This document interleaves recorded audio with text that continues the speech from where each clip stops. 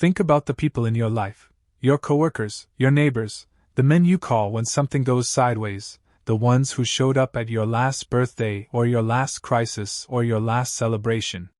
Think about the one who clapped you on the back and told you that you were going to be fine. The one who said, "I've got you, brother." Now ask yourself a question, and I need you to sit with this before you move on. When was the last time one of those people was willing to lose something for you? Not inconvenienced. Not made uncomfortable. Lose something real, opportunity, status, money, relationships, because standing with you required it. Because that is the difference between a friendly face and a true ally.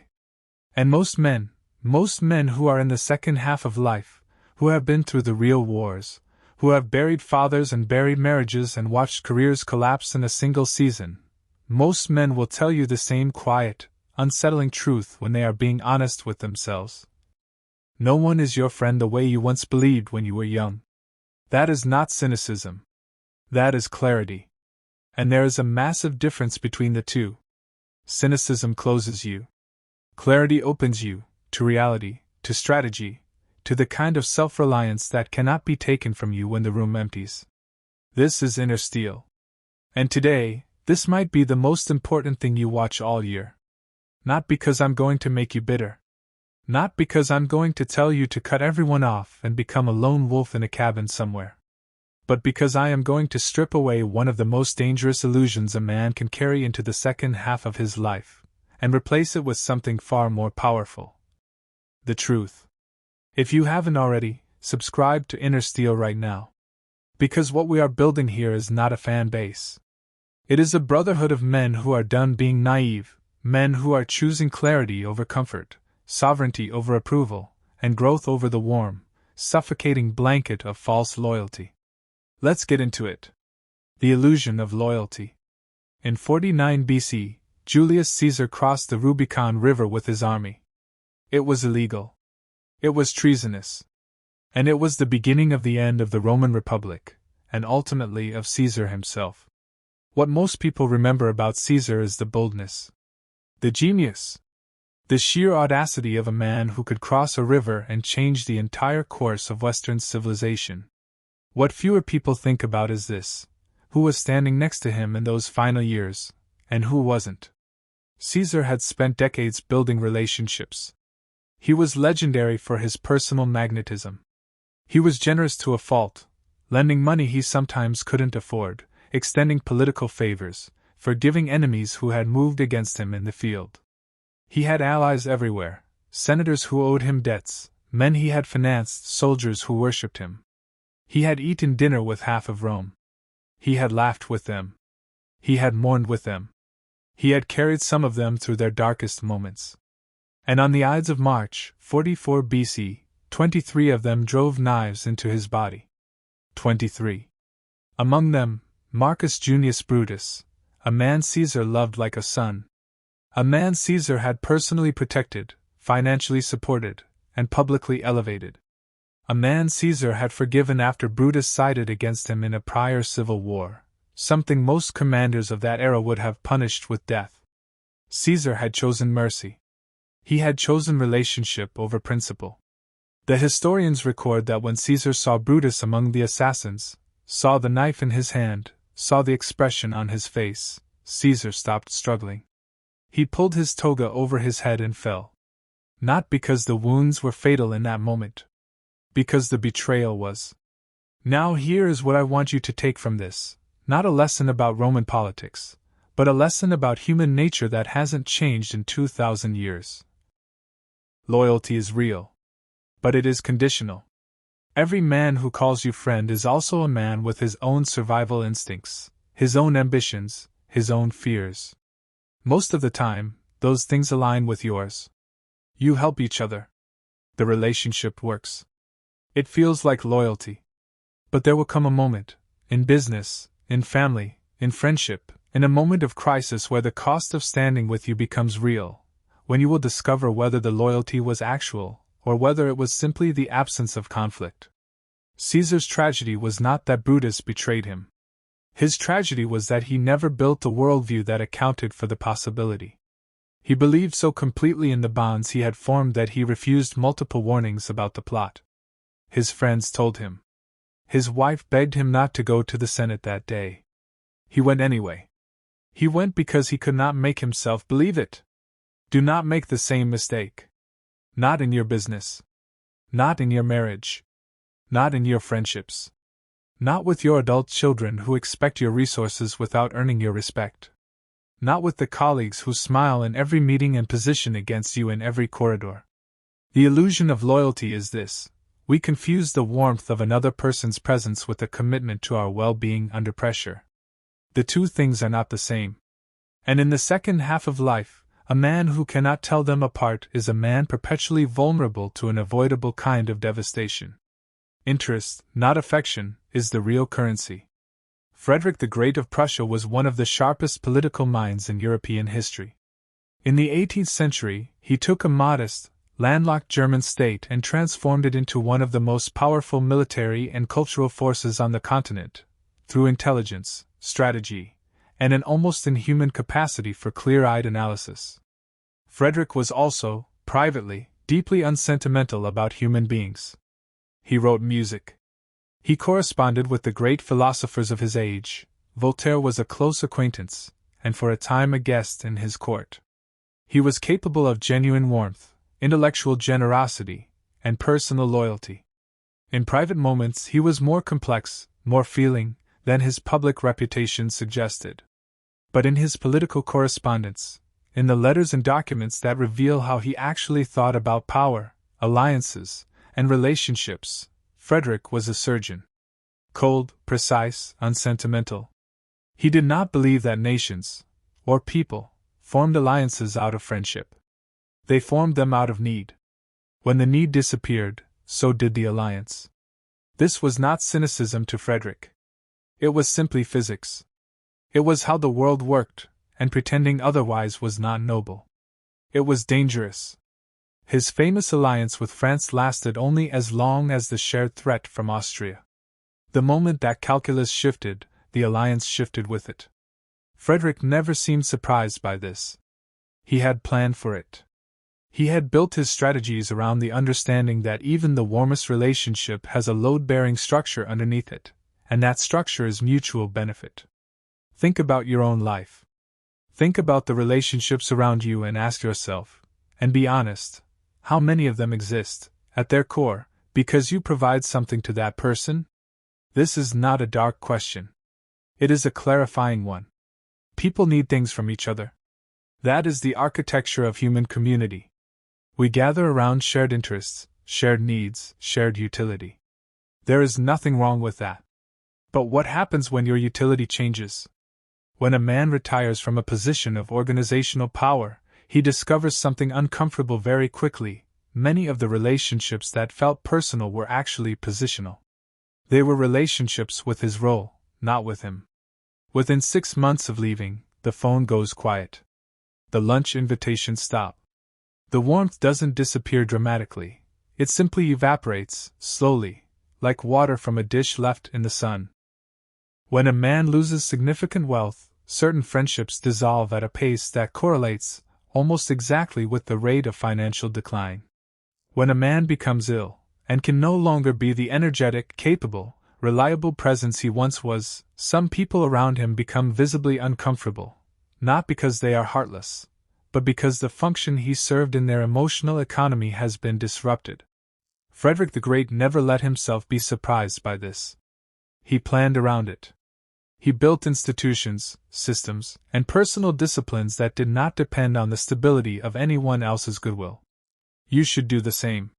This does not mean becoming cold. It means becoming awake. Know why people are in your life. Know what you represent to them. Know that when that representation changes, the temperature of the relationship may change with it, and have already built the self-reliance that means that change cannot hollow you out. The man who tells you everything. King Louis XI of France, the Spider King, they called him, was perhaps the most paranoid and calculating monarch of the 15th century. He survived in a court environment of near-constant assassination attempts, shifting alliances, and betrayal by operating on a single principle that he held to with absolute discipline. He never shared anything with anyone unless he had already decided that sharing it served him. Lewis was known to have said, in one form or another, through various accounts, that the man who cannot hold his own counsel holds nothing at all. He was suspicious of his own family. He was suspicious of advisers who had been loyal for decades. Not because he was irrational, but because he had lived long enough in the environment of power to understand that information is currency, and the man who gives it away freely is impoverishing himself. Lewis survived where men far stronger, far better loved, and far more naturally charismatic did not. He outlasted them. He outmaneuvered them. And much of that came down to his mastery of a single skill, the discipline of silence. Now think about your circle. Think about the men around you who talk too much. The ones who tell you everything, about themselves, about their plans, about their struggles, but also about everyone else. The ones who bond with you over shared confidences. Who pull you close with the intimacy of shared secrets. It feels like closeness. It feels like trust. And sometimes it genuinely is. But here is the thing you need to understand about the man who tells you everything. He tells everyone else everything too. He is not a confidant. He is a conduit. Information flows through him in all directions, and the feeling of special closeness you experience when he shares someone else's secret with you, the sense that he trusts you uniquely, is the exact same feeling he creates in everyone else. You are not the exception. You are the pattern. And when you share something with him, your fears, your plans, your frustrations, the things you say in an unguarded moment, that information joins the flow. It will move. Not necessarily out of malice. Often out of the simple human impulse to be interesting, to bond, to have something to offer in conversation. The man who is truly your ally does not need to perform closeness. He does not need to manufacture intimacy by revealing what others have told him in confidence. He does not use other people's vulnerabilities as currency to buy your attention. The man who is truly safe is the one who says very little about everyone, including you, when you are not in the room. Silence is not coldness. Silence is discipline. And the discipline of silence, knowing what to hold, what to share, and with whom, is one of the most underrated skills a man in the second half of life can master. Be careful with your words. Be careful with your confessions. Be careful with what you expose about yourself, your plans, your relationships, your finances, your fears. Not because the world is filled with enemies, but because the world is filled with people who will, under the right kind of pressure, use what they know. Every piece of information you give someone is a piece of leverage they now hold, whether they intend to use it or not. Be intentional. Be measured. Be like Lewis, not paranoid, but disciplined. The loneliness of the strong man. Epictetus was born a slave in the Roman province of Phrygia, sometime around 50 AD. He was owned by a man named Epaphroditus, who was himself a secretary in Nero's court.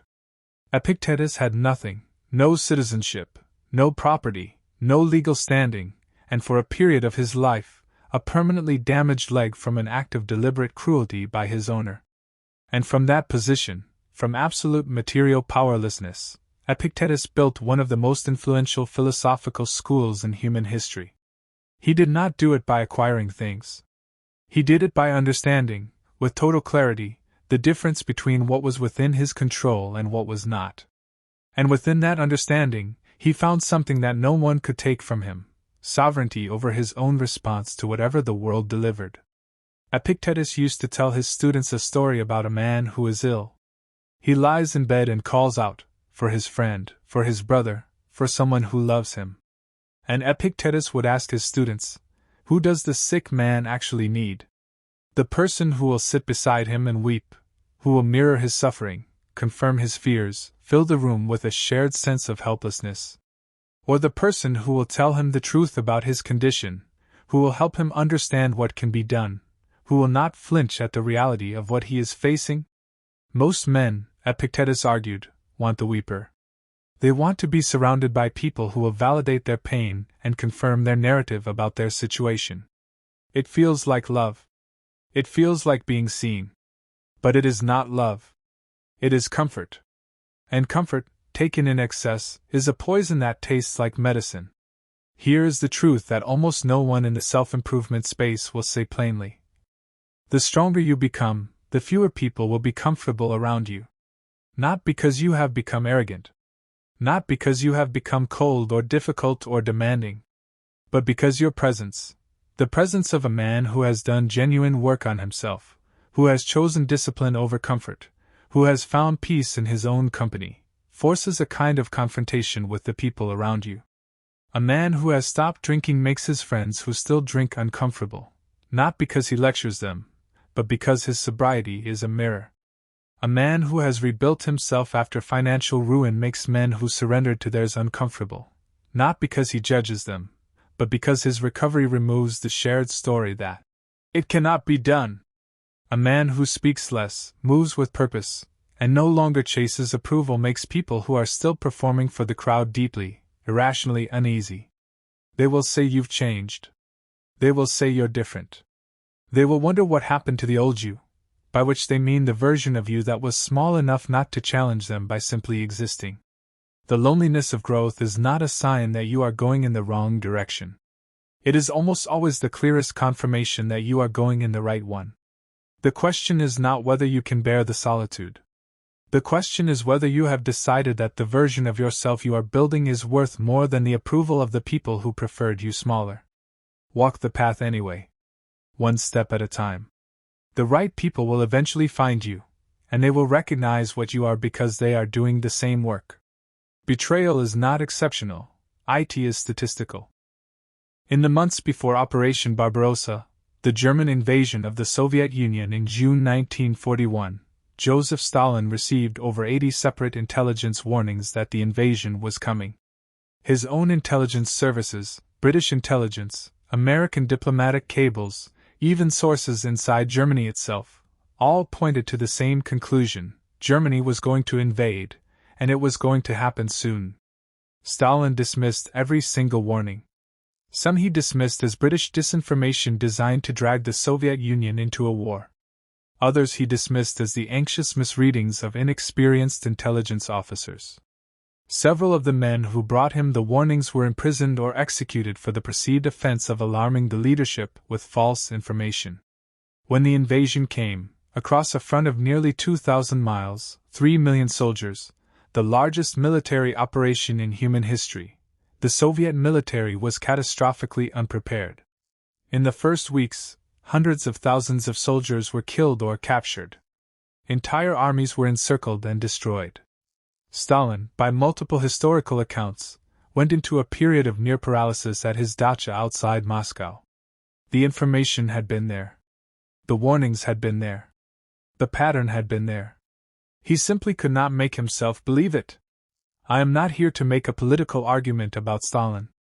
I am making an observation about human psychology, specifically, about the way we blind ourselves to betrayal not because we lack the information, but because the information is too painful to accept.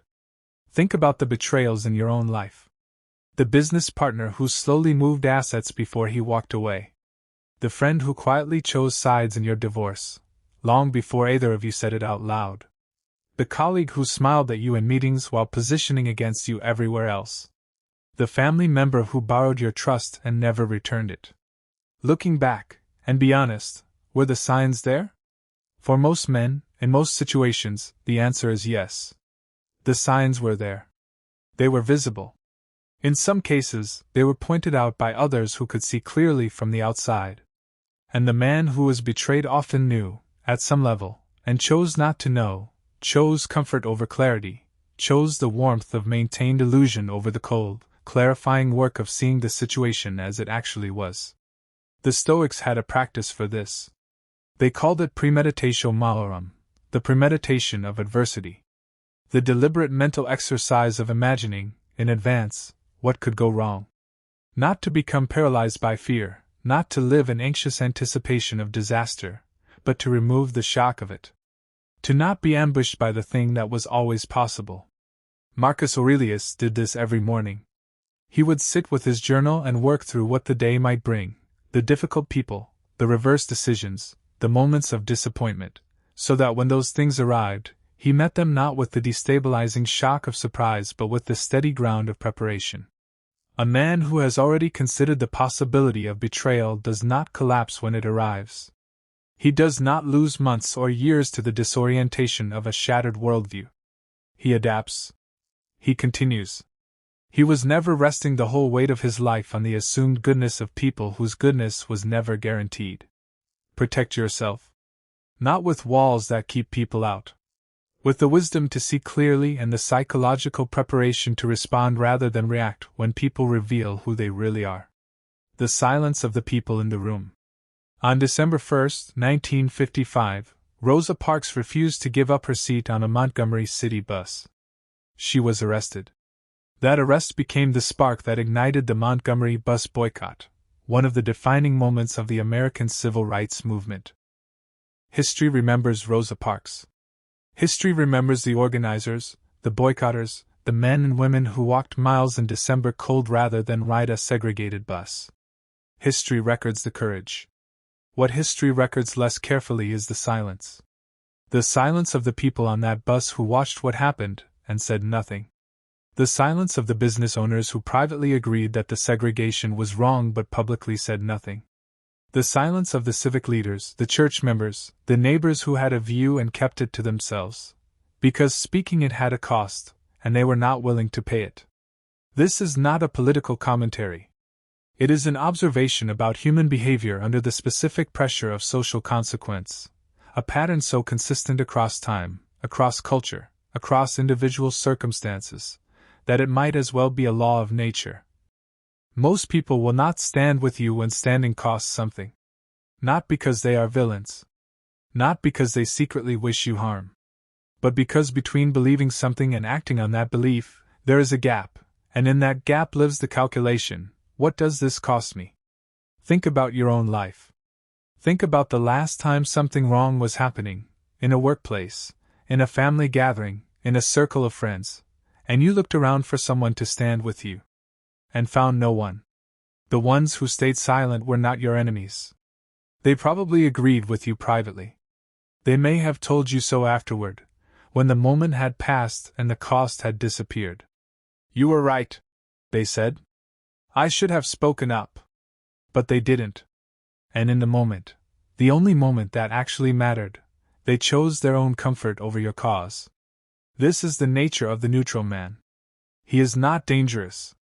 He is simply unreliable in the one context where reliability actually means something. And once you understand that, once you have watched it happen enough times to recognize the pattern, you stop wasting your emotional energy expecting him to show up. You stop being blindsided by his absence. Because here is the question that clarifies everything. Who in your life has already proven that they will stand with you when it costs them something? That list, be honest about the length of it, is your actual inner circle. Not the people who are warm when there is nothing at stake. The people who were warm when there was. Know who those people are. Because they deserve a category of trust that no one else has earned. Solitude is not isolation, it is sovereignty. In March of 1845, Henry David Thoreau began building a small cabin on the shores of Walden Pond in Massachusetts. He was 27 years old, working for the most part with his own hands, on land owned by his friend and mentor Ralph Waldo Emerson. He moved in on July 4, 1845, Independence Day. The choice of date was deliberate. Thoreau spent 2 years, 2 months, and 2 days at Walden. During that time, he grew his own food, he read, he wrote, he walked the woods, and he thought, with a depth and deliberateness that his ordinary social life had never allowed him. He was not hiding. He was not running from anything. He had not failed socially and retreated in defeat. He had made a conscious, intentional choice to step away from the noise of a world that was always demanding something, his attention, his time, his performance of normality, and to find out what he actually was when all of that was stripped away. What he found was not loneliness. It was the opposite of loneliness. He wrote, "I never found the companion that was so companionable as solitude." That line has made uncomfortable men for nearly 2 centuries. because it suggests something that most men spend their entire lives trying to avoid confronting: that the version of you that exists when you are not performing for anyone else is not a lesser version. It might be the most complete version you have ever been. There is a critical distinction to make here, and it is one that this video is depending on you to understand. Isolation is exile. It is the withdrawal from human life born of fear, or defeat, or the wound that has not healed and has become a wall. Isolation makes a man smaller. It confirms his worst fears about himself and about the world. It is something that happens to a man. Solitude is chosen. It is the deliberate decision to spend time in your own presence, to sit with your own thoughts, your own values, your own sense of what you believe and who you are, not as a punishment, not as a retreat, but as a practice. Solitude makes a man larger. It confirms his capacity to be his own source of meaning. It is something a man does.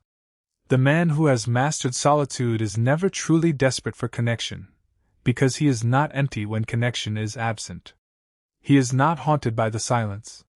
He does not need to fill every quiet moment with noise, every empty evening with company, every gap in his social calendar with performance. He can sit with himself. And he finds that the company is sufficient. This is what happens when you do the work. When you stop running from yourself toward other people and start meeting yourself, your actual self, not the version you perform at dinner tables and in office hallways, you discover something that changes everything. You stop needing approval to feel real. And when you stop needing approval, when the validation of others loses its grip on your decisions, you become, for perhaps the first time in your adult life, genuinely free. Subscribe to Inner Steel if you're building this kind of freedom. We don't make comfortable content. We make useful content, because a man in the second half of life doesn't have time for comfortable. He has time for real. What Marcus Aurelius understood about people. Marcus Aurelius became Emperor of Rome in 161 AD, at the age of 39. He would reign until his death in 180 AD, 19 years of managing one of the most complex, demanding, and politically treacherous positions in the ancient world. He commanded armies. He presided over legal proceedings. He managed an empire that stretched from Scotland to Mesopotamia. He was surrounded at every moment by men who wanted things from him: his favor, his appointments, his decisions, his ear. Senators, generals, courtiers, suppliants, foreign dignitaries, all of them with agendas, all of them performing loyalty in proportion to what they needed from him. And privately, in a journal he never intended to be published, possibly never intended for anyone to read, Marcus wrote something that has survived 2,000 years and still carries the full weight of a man being completely honest with himself. He wrote, "When you wake up in the morning, tell yourself, the people I deal with today will be meddling, ungrateful, arrogant, dishonest, jealous, and surly." Every time I quote that line, someone flinches. They read it as cynicism, as bitterness, as the misanthropic complaint of a tired man. But they stop reading too early. Marcus continued, "But I have seen the beauty of good, and the ugliness of evil, and have recognized that the wrongdoer has a nature related to my own, not of the same blood or birth, but the same mind, and possessing a share of the divine." That is the complete thought. Not just, people will disappoint you. But people will disappoint you, they are still worthy of your basic humanity, and I will not let their flaws become my problem, or their smallness become my story. This is the most sophisticated position a man can occupy in his relationships. Not the naivety of assuming everyone is trustworthy. Not the bitterness of assuming everyone is a threat. But the clear-eyed, philosophically grounded understanding that people are exactly what they are: complicated, self-interested, capable of both loyalty and betrayal, and that this reality is something to plan around, not to be wounded by. Marcus governed an empire from that position for nearly 2 decades. He extended generosity without extending vulnerability. He gave people what they needed without giving them power over who he was. He remained warm, genuinely warm, by all historical accounts, without being soft. He stayed open without being naive. That is the balance that this video is asking you to find. Not armor. Not walls. Not the performance of not caring. The actual, internal work of building a self that does not require the loyalty of others to remain standing. A self that can absorb the disappointment of human imperfection without being destroyed by it. Marcus did not become an emperor by accident. He became a philosopher king by doing the daily work, every morning, in his journal, returning to the same questions, the same practices, the same discipline of honest self-examination. The meditations were not written for an audience. They were written by a man who knew that the most important work he would ever do was the work of knowing himself more clearly than anyone else could know him. Because a man who knows himself cannot be defined by the people who misunderstand him. A man who knows himself cannot be hollowed out by the departure of people who never truly saw him. That is what we are building at Inner Steel. That is the work. The Friend Who Needs You Weak. Frederick Douglass escaped slavery in September 1838. He was approximately 20 years old. His exact birth date was never recorded, one of slavery's many deliberate erasures, and he fled from Maryland to New York using borrowed identity papers and sheer nerve. What came next was extraordinary in ways that most of the history books understate. Douglass had taught himself to read in secret, against the explicit law of his state, against the explicit will of the system that owned him. He had read everything he could get his hands on, not just the abolitionist texts, but classical history, philosophy, rhetoric, the speeches of the great orators of antiquity. He had done this at enormous personal risk. He had done it without a teacher, without a school, without anyone to support him in the endeavor. He had built his mind the way you build a cathedral, one stone at a time, by hand, in the dark. When he began speaking at abolitionist meetings in the early 1840s, the effect was electric. Here was a man who had been enslaved, a man who had lived inside the system that everyone was arguing about, speaking with the power, the precision, and the rhetorical sophistication of a seasoned orator. But then something happened. Something that is not as often discussed as it should be. Some of his white abolitionist allies, men and women who genuinely opposed slavery, who were risking their own social standing and in some cases their safety to fight for its abolition, became uncomfortable with the version of Douglass that was emerging. They wanted him to speak more plainly. They wanted him to be rougher, more emotionally raw, less refined. One famous account has an abolitionist advisor telling Douglass to tone down the eloquence, to have a little of the plantation speech in his delivery, because audiences would find a more polished Douglass harder to believe. In other words, be less than what you are, because what you are is inconvenient for our narrative. As Douglass grew more assured, as his writing became more sophisticated, as his arguments became more intellectually powerful, as his presence in a room demanded the same quality of engagement as any white intellectual of the era, some of that early support cooled. He had outgrown the story they needed him to be in. Douglass recognized what was happening. In 1847, he founded his own newspaper, the North Star, without the blessing of many of his former abolitionist allies. He pursued his own path. He built his own platform. He refused to remain the size that others needed him to be. He became, as a result, one of the most powerful voices in American history. Now bring this home to your life.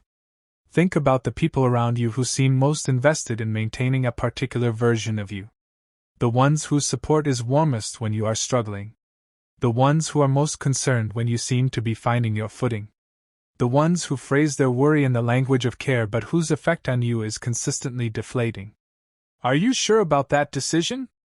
I just worry you're getting ahead of yourself. You've changed. I'm not sure it's for the better. These are the words of the friend who needs you weak. He does not frame it that way. He may not even consciously know that is what he is doing. But somewhere in his relationship to you, your smallness serves a function. Your uncertainty confirms his. Your dependence on his counsel gives him purpose. Your struggle is the context in which his presence makes sense. When you grow, when you start making decisions from a position of clarity rather than confusion, when you start succeeding in ways you hadn't before, when you start needing his reassurance less, the relationship shifts. And sometimes, the shift reveals that the warmth was never about you. It was about the role you played in his story. The right people in your life will be genuinely glad when you get stronger. Full stop. They will not need to qualify their encouragement. They will not remind you of your failures when you are building your future. They will not require you to remain uncertain in order to remain close. If someone consistently makes you feel worse about your progress than you felt before you spoke to them, trust that signal. It is telling you something important about what that relationship actually is. Build your inner empire. In the spring of 1519, Hernán Cortés arrived on the shores of what is now Mexico with approximately 550 soldiers, 16 horses, and a level of audacity that defied rational military analysis. He faced an Aztec empire of millions, a civilization that had been developing for centuries, with an army and a network of alliances that dwarfed anything he could put in the field. By conventional military logic, the situation was impossible. He should have established a coastal position, sent for reinforcements, and waited. Instead, Cortés ordered his ships burned. 11 ships, the only means of return, the only escape route, the only safety net, reduced to ash in the harbor at Veracruz. Every man under his command now had exactly one direction available to them: forward. Cuba was gone. The boats were gone. The option of retreat was gone. There was only the mission or death.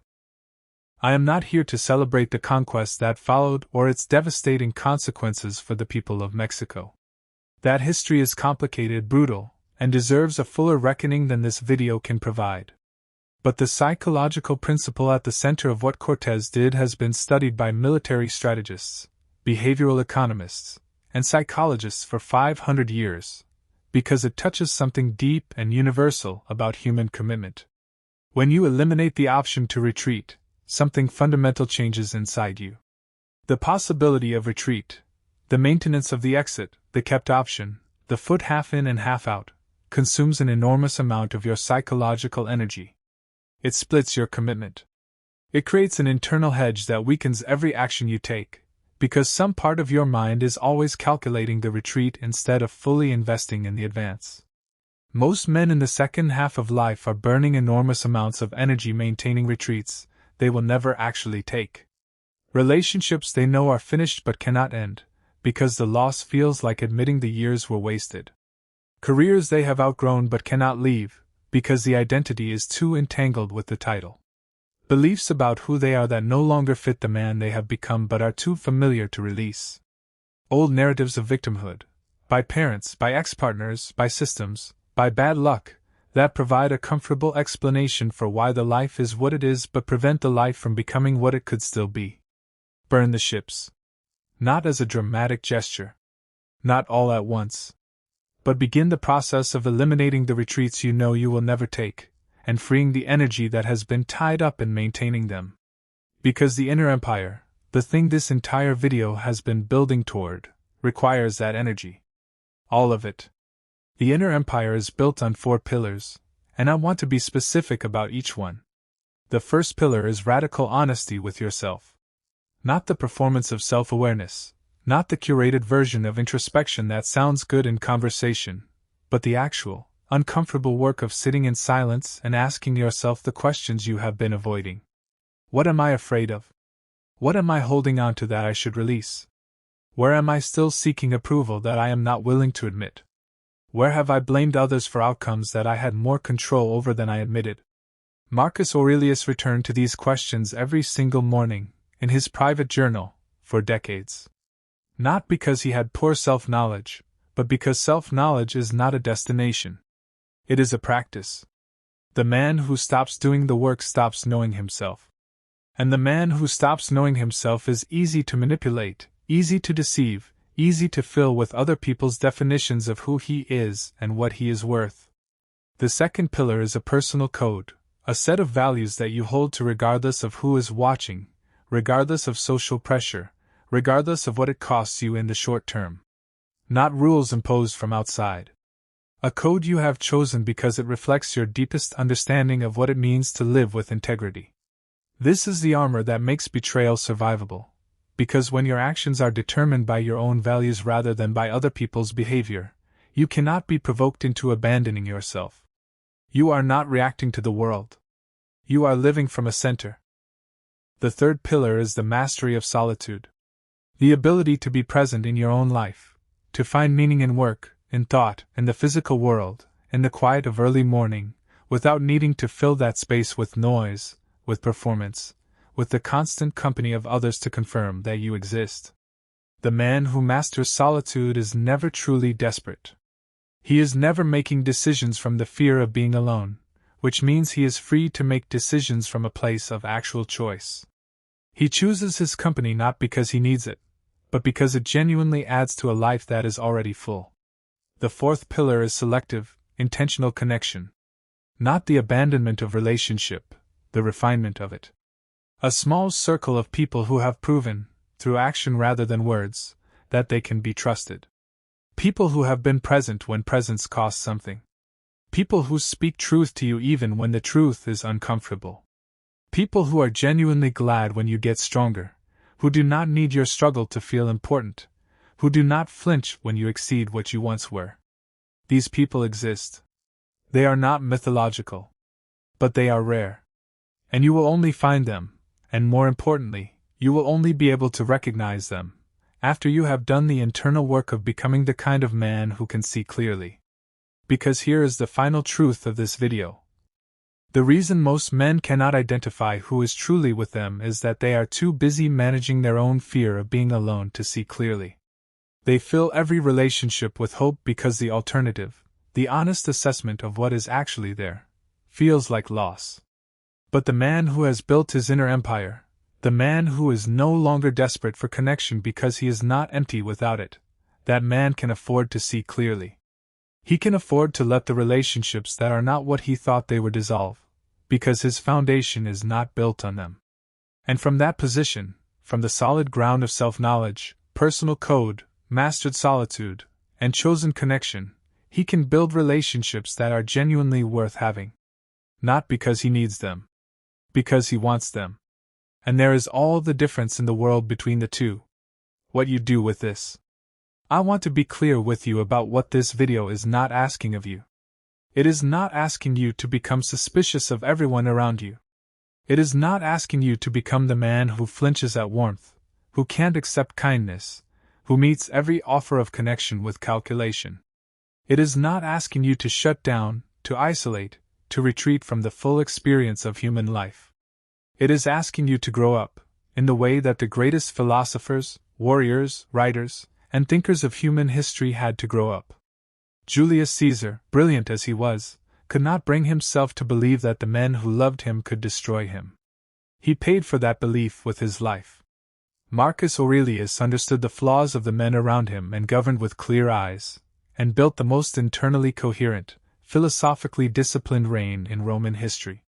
Frederick Douglass outgrew the comfortable smallness that even his allies tried to assign him, and became one of the most powerful voices in the history of democracy. Frederick the Great built systems that didn't depend on the consistency of anyone else's loyalty, and built a nation in the process. These were not cold men. They were not isolated, suspicious, or incapable of genuine relationship. They were men who had learned to move through the world with both warmth and clarity. With open hands and closed counsels. With generosity toward others and ruthless honesty with themselves. That is what this channel is building. That is what Inner Steel is about. Not hardness as a performance. Not strength as a mask. Hardness in service of something real, in service of the version of you that is still being built, that is still capable of more than you have yet attempted, that does not need the approval of the room to know its own worth. You are in the second half. Which means you carry something that younger men cannot yet access, time already lived. Lessons already paid for. Mistakes that have already cost you and cannot cost you again because you are no longer the man who made them. Use that. Stop maintaining relationships that exist only to confirm the version of yourself you are trying to leave behind. Stop surrounding yourself with people you have to perform for. Stop waiting for loyalty that was never coming, and stop measuring your worth by who shows up. Instead, build. Every day. Build the inner empire that no circumstance can burn. Build the identity that no betrayal can demolish. Build the discipline that doesn't need an audience to continue. Build the stillness that doesn't need constant noise to feel like life.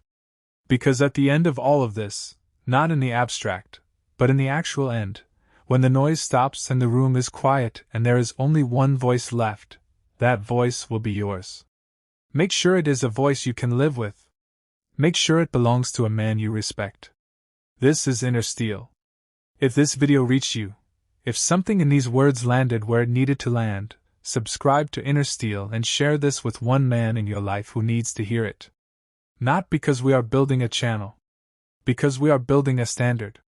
And the world needs more men who are willing to hold it. I'll see you in the next one.